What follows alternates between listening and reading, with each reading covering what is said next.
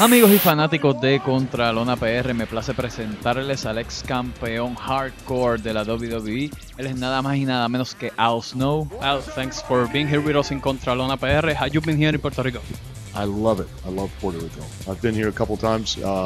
Years ago, I was here with WWE and got to perform for the fans. Love the fans. I love Puerto Rico. I hope to come back again. It's very exciting. You with your experience in the wrestling business, what can you tell us about the independent wrestling scene nowadays, not only in the United States but also around the world? Well, I've been a professional wrestler for going on 34 years. I literally wrestle still continuously all around the world. This past year I was in Qatar, Ireland, England, and now Puerto Rico, and all over the United States, Canada, Mexico. And I can tell you that this is probably one of the best times to ever be a fan. And as far as being a wrestler, it's probably the greatest time as far as opportunities. Because wrestling companies are looking for someone to be a star, someone to step up, someone to,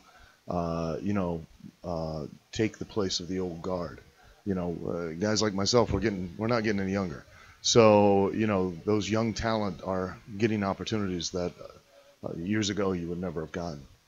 The experience about what you just talk right now about the young stars growing up in the business. What can you tell us about that in TNA? As far as TNA is concerned, TNA just has a new television deal in the United States with Pop TV. They're going to do their first television taping. It's going to do a live event January 5th and then tape television through to the 9th in Bethlehem, Pennsylvania. And again, what a great opportunity for young talent, because it's TNA is a company that is going out and aggressively looking for new talent, and not just guys that can wrestle, but guys that can be stars, that can move that company to the next level.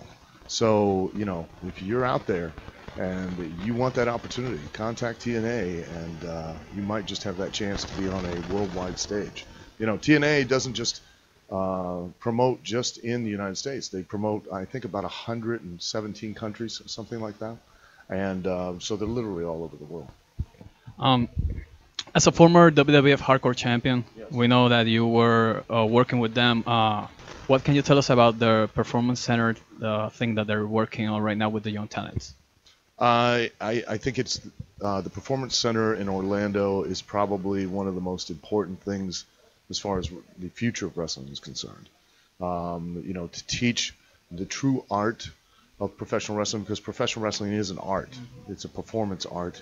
And to teach that art, which is kind of being lost around the world, and to make sure that it doesn't get completely gone, is integral. It's so important. And WWE and their NXT is awesome. I mean, they have such an amazing facility. They have such great trainers. They have such great young talent there.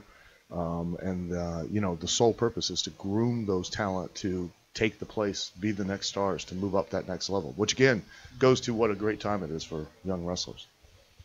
Talking about ECW, how can you compare the ECW days, when you were there, comparing with the Attitude Era days in the WWE when we saw the for the first time the Hardcore Championship back then in the WWF? As far as comparing ECW to WWE, it's not easy to do. I mean, ECW was it was the right thing at the right time in the right place, and it appealed to the right audience, and it had the right talent. So now here come a whole bunch of guys that have a ton of experience, know how to do what they need to do, but have no exposure whatsoever, and it was a perfect thing. As far as comparing the Attitude Era to ECW is a far more cutting edge place. WWE, they try to appeal to a much broader audience. ECW tried to appeal to a very cult-like small audience. And, it's funny, when I was in ECW, I rarely did anything that would be called hardcore. Now, when I first started wrestling, hardcore was known as stipulation matches. Falls count anywhere, anything goes, no disqualification, lights out matches, strap matches, etc. and then it kind of took on its own little genre of being called hardcore, and then it was assumed that everybody in ECW wrestled like that. When I was in ECW, I never did any of that, very rarely.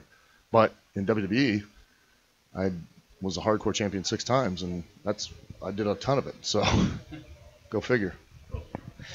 Going back with Young Stars and the Performance Center, you were the first coach of Tough Enough. Yes. How can you compare Tough Enough with the Performance Center and the young stars growing up nowadays in the business?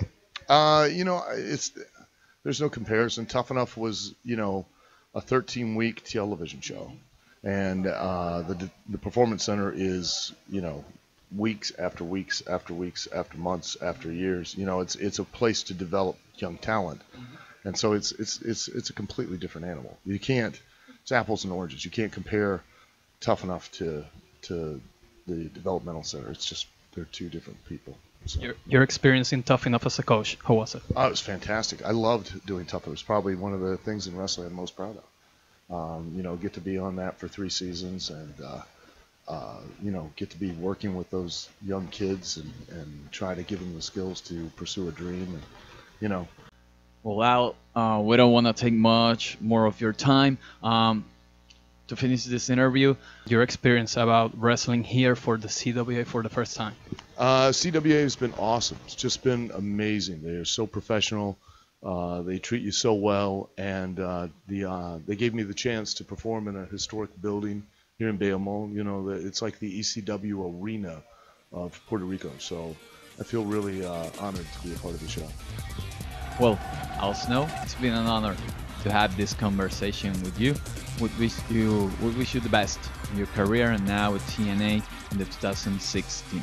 Mi gente, Al Snow en directo desde la cancha Pepín Cestero de Bayamón, Víctor Memorial Cup. ¿Dónde lo vieron aquí? ¿En dónde más? En ContralonaPR, conectando la lucha libre contigo.